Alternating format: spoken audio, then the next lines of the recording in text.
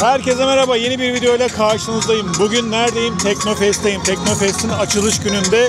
Daha önce 2-3 sene önce Teknofest'e gelmiştim. Aradan zaman geçti. Bayağı değişiklikler var. Özellikle TB3'ü çok merak ediyorum. Kızılelma'yı zaten daha öncesinde görmüştüm ama bakalım yenilikler yapmışlar mı? Açıkçası böyle keyif alacağım bir gün geçirmeyi planlıyorum. Tabii sizinle birlikte. Umarım siz de sonuna kadar videomu izler, beğenir ve kanalıma destek olmak için abone olursunuz. Hava çok sıcak olduğu için önce bir soğuk americano aldım. Instagram'dan takip edenler bilir americanoyu ne kadar çok sevdiğimi. O zaman hadi Teknofest'te dolaşalım, bakalım neler var neler yok, hep beraber görelim. Evet, ben Marmaray'la geldim ve çok da basit oldu aslında. Anadolu yakasından gelme sürecimde çok kolay bir şekilde ulaşım sağladım. Ve evet, şimdi Teknofest'in girişinden geçiyoruz. Burası zaman tüneli diye adlandırmışlardı ve görsel ve işitsel bir şekilde destekliyorlar. Daha önceki Teknofest'lerin girişinde bu yoktu. Bu beni etkiledi açıkçası. Çünkü hem görsel, şu anda duymuyorsunuz ama aynı zamanda seslendirmeyle geçmişten günümüze teknolojiyi anlatarak aslında Teknofest'e giriş yapmış oluyorsunuz. Bu da etkileyici bir şey oldu açıkçası. Ve evet, şimdi Teknofest Şampiyonlar Geçidi'nden geçerek devam edeceğiz. Bakalım bizim karşımıza neler çıkacak. Burası da anladığım kadarıyla bu süreçte şampiyon olmuş, ödül almış çalışmaları sergiliyorlar. Ve bu ödül almış çalışmaları görerek devam ediyoruz. Gerçekten büyük bir alan olduğu için de her bir yere girmek, her bir standı görmek çok zor oluyor ve zaman gerektiren bir süreç olacak ama bu yolla şampiyonları görerek devam ediyoruz. Bakalım neler yapmışlar. Evet, ödüllerini de görüyorsunuz. Çalışmaların üzerine koyarak bize gösteriyorlar, sergiliyorlar.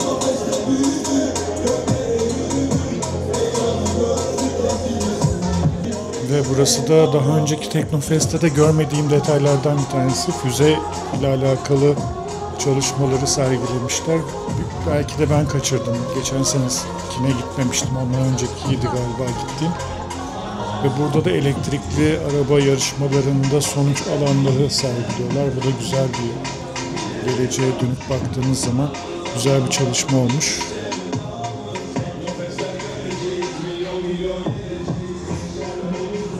Ve bu da 150 bin liralık ödülü alan çalışma.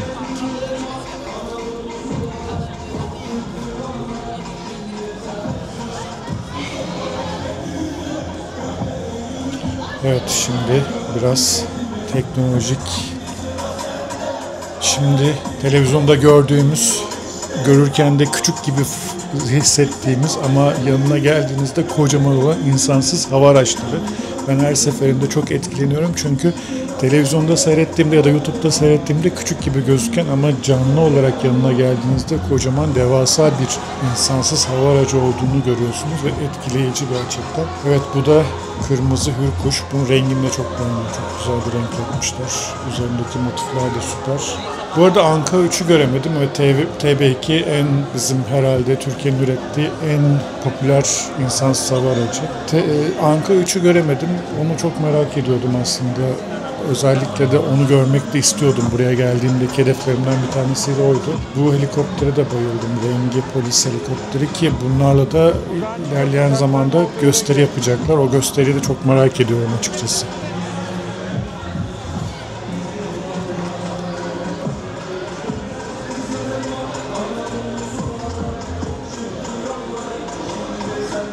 Ve Akıncı.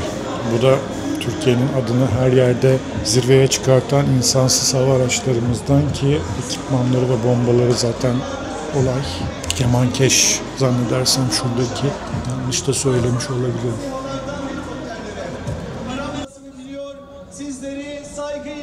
Ve evet, tam da böyle açılış törenine denk geldik. Allah'a emanet olun. Türkiye Cumhuriyeti Sanayi ve Teknoloji Bakanımız Sayın Mehmet Fatih Kaçar. Tüm paydaşlarımız da artık sahnede yerlerini aldılar. Geri sayım başlıyor. 10, hep birlikte. 9, 8, 7, 6, 5, 4, 3, 2, 1, 0. Teknofest İstanbul 2025.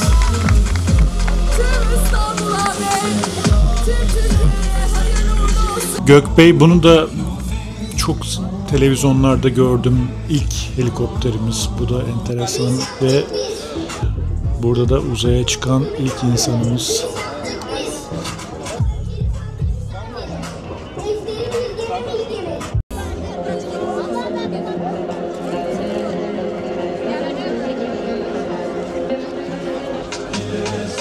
Daha önceki Teknofest'lerde yakından görmemiştim burada. Bayağı yakından gördüm. Ben bitirdim. Üsttekilerle yaptım. Çantalık falan F-16'da etkileyici bir görsele sahip. Bu kadar etkileyici olduğunu düşünmemiştim açıkçası. Ve bu da gördüğünüz gibi acayip etkileyici bir uçak görseli.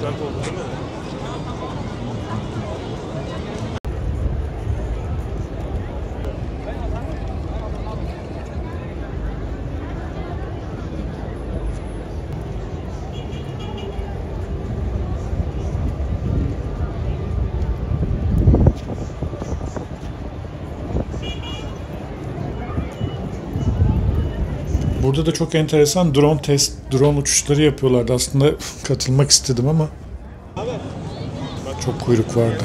Ve bir not, helikopter pilot olmak için çok uzun boylu olmamanız gerekiyormuş. Bunu da biraz önceki pilotla görüştüğümde söyledi. Gerçekten çok dar bir alan ve burada çok önemli bir uçaklardan bir tanesi. Çünkü havada yakıt takviyesi yapıyorlar bu uçaklarla. Tanker uçaklar. Hani şu Amerika'nın çokça kullandığı var ya.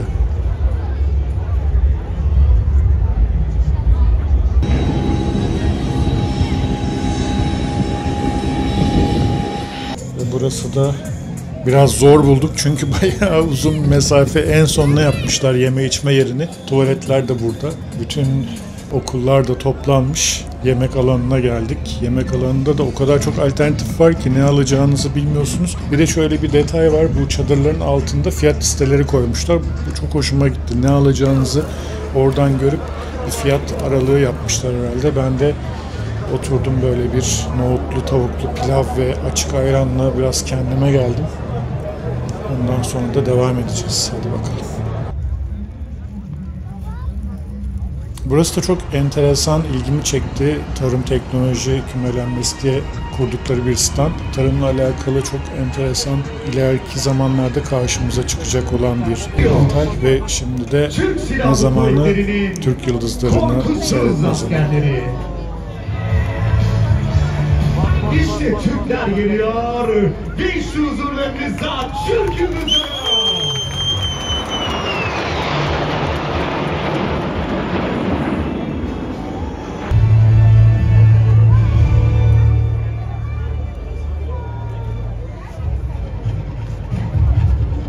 İşte Türk milletinin cesur kartalları.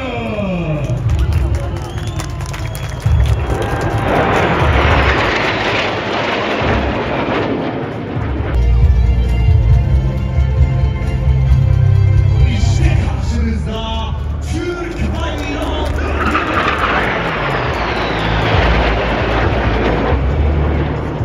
Diyormuş gibi yüce Türk milletinin birliğini temsil ediyorlar.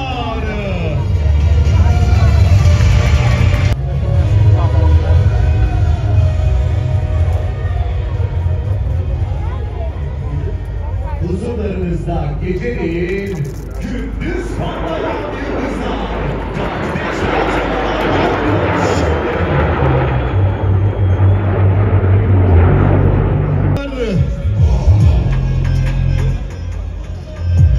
Şimdi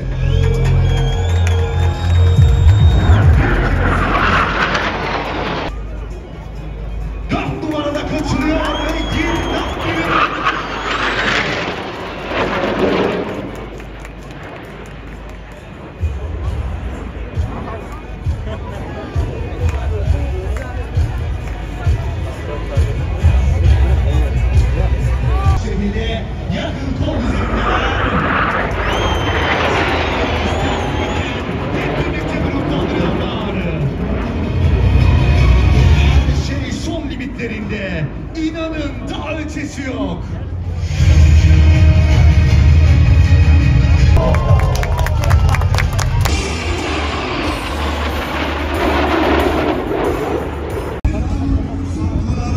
Evet, gerçekten etkilenmemek imkansız.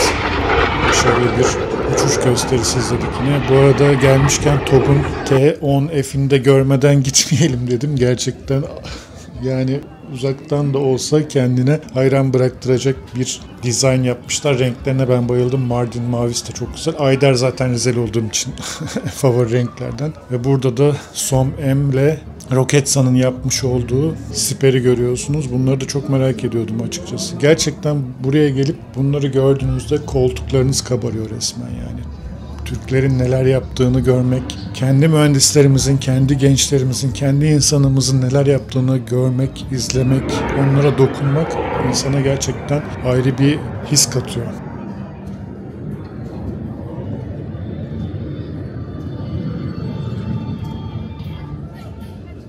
Uyduların da mesela ben daha büyük olduğunu düşünüyordum. Bana biraz şey geldi yani. Düşünsenize dünyanın üstünde bir sürü bu tarz uydular var.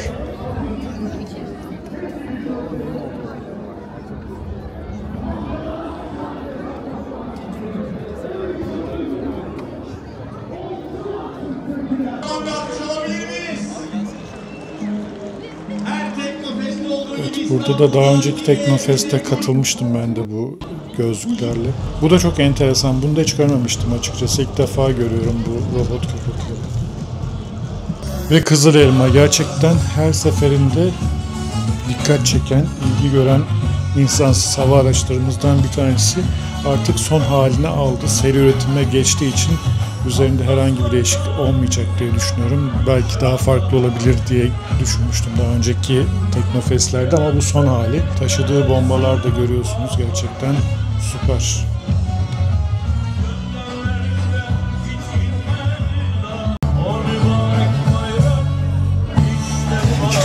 Ufaklıklar gerçekten çok güzel bir an oldu. Buna tanık olmak, zor tuttum kendimi. Baklava olayı Hayri'yi çok sarstı. Şu an başka bir şey düşünemiyor.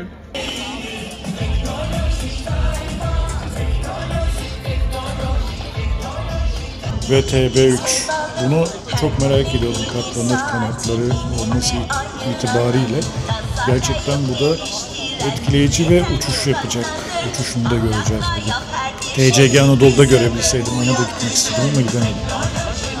Bu da Cezayir'le. Şimdi bir Baykar'ı gezelim.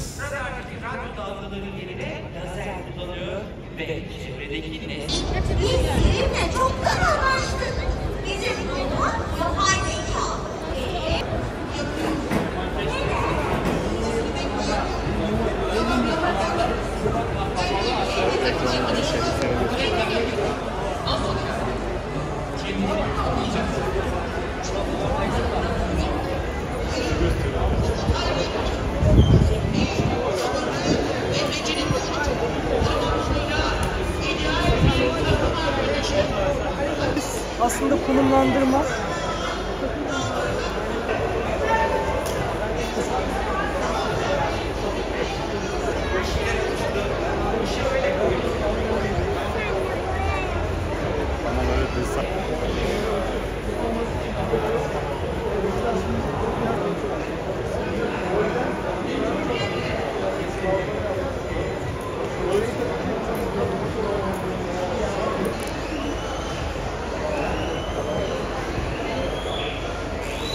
ve burada da Türk Silahlı Kuvvetleri'nin değişik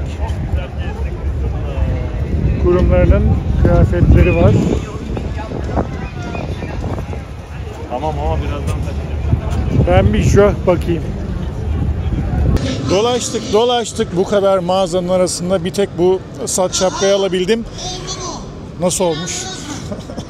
Videomu beğenmeyi, takip etmeyi unutmayın. Devam ediyoruz. Umarım keyif alıyorsunuzdur. Daha öncesinde bununla alakalı belgesel izlemiştim. İlk denizaltılardan ama replikası gerçeği değilmiş. Ve burada da insansız deniz araçları yine şaşırarak söylüyorum. Çünkü neden televizyonda seyrettiğinizde sanki küçükmüş gibi gördüğünüz şeyler böyle yanına gittiğinizde insansız deniz araçlarının ne kadar böyle ihtişamlı olduğunu görüyorsunuz. Bu da gerçekten hani gelip görmeniz lazım. Ve polis teşkilatının sergilemiş olduğu helikopter gösterisi. Bu arada bu helikopterde alttaki kişiye dikkat ettiniz mi? Dikkatli bakarsanız burada farklı bir şey var.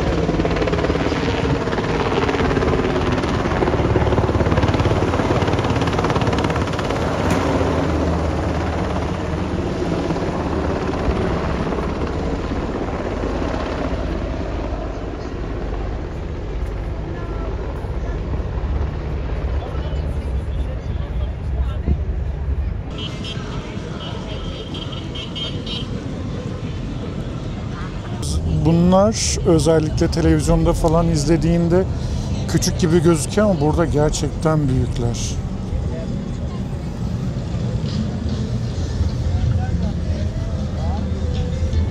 İşte öyle kayıkmış gibi ya da tekneymiş gibi gelmiyor. Ve evet, şu anda da TB3'ün uçuşunu görüyorsunuz. Akıncı ile birlikte aslında uçuyorlar. Gerçekten ihtişamlı.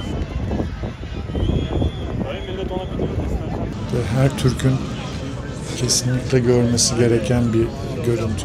Ve bunlar da radarlar ve sinyal kesiciler. Bu son zamanlarda çok popüler, biliyorsunuz. Duymuşsunuzdur ya da izlemişsinizdir. Bunlar da gerçekten bizim böyle gururlanmamıza sebebiyet verecek olan teknolojik araçlarımız aslında, silahlarımız.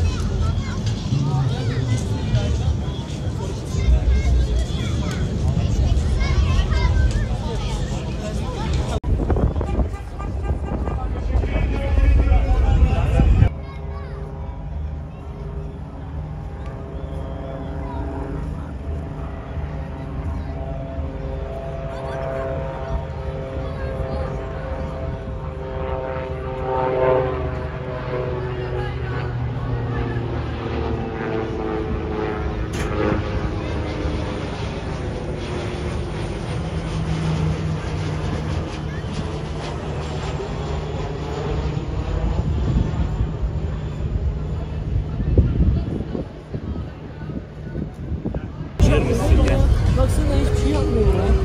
Çok tatlı. Ne kadar tatlı. Ben ağzını kapatayım mı? Niye? Dinliyorsun çok Ya buradan sev, buradan. Hadi kapattım ağzını. Tam bir şey yapmaz sana kızım. Ve evet, biraz önce gerçeğini sevdik, şimdi de robotunu görüyorsunuz.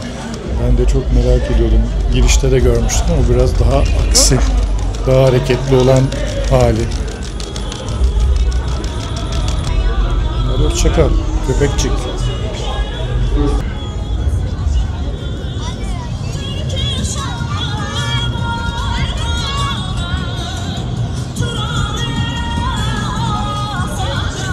Bu toprakların gökyüzünü renklendirmeye devam ediyorlar.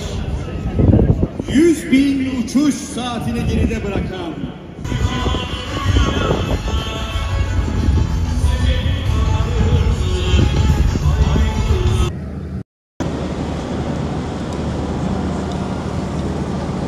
Burada da kurtarma ekibinin köpeklerinin bir oyununu sergiliyorlar. İlk önce erkekler, sonrasında kadınlarla köpekler oynayacak. Sonrasında da çocuklarla birlikte bir etkinlik yapacaklar. Sevdirecekler zannedersem. Güzel bir etkileşim oldu. Ben çok beğendim bu durumu.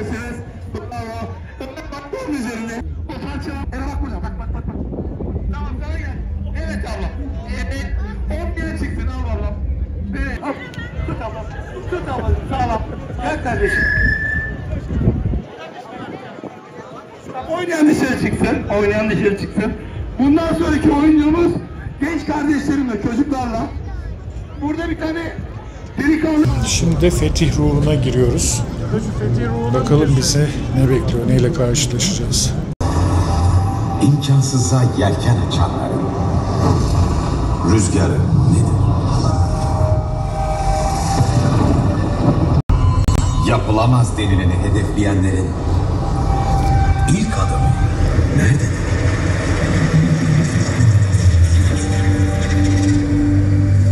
İmkansız gün olur, dünyanın en güçlü surları olur. Heybeti kadar namı büyür dilden dile.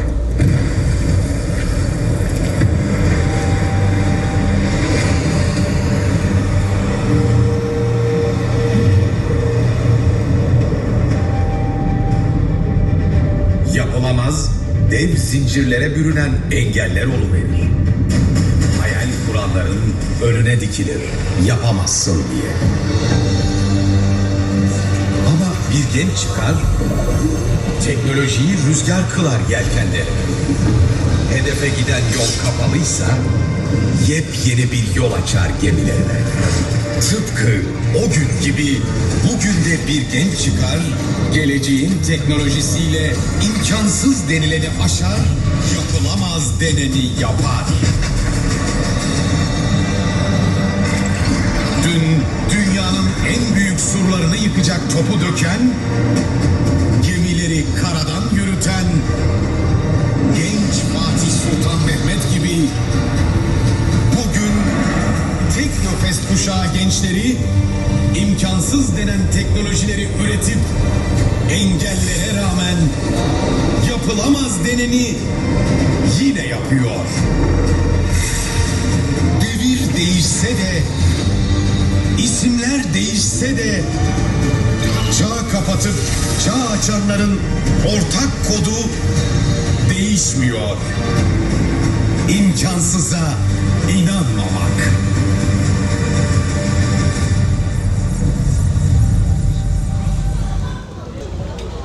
Evet, güzel bir aksiyon geçirdik.